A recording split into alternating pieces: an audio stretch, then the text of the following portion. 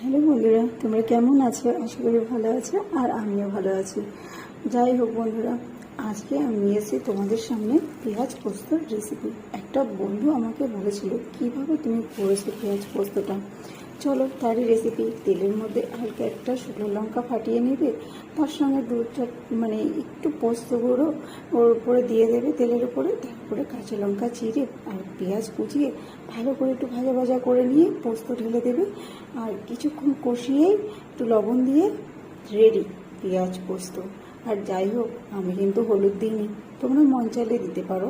আর এটা কিন্তু গরম গরম ভাতের সঙ্গে যদি পেঁয়াজ পোস্তটা হালকা মাখিয়ে যদি খাও, উফ, কি টেস্টি আর কি মানে মজাদার হয়। দেখেই বুঝতে পেরেছো পেঁয়াজ পোস্তটা খুবই লোভনীয় হয়েছে। আশা করি তোমাদের ভালো লাগবে, আর ভালো লাগলে একটা লাইক করে দিও আর কমেন্ট করে দিও। ধন্যবাদ বন্ধুরা।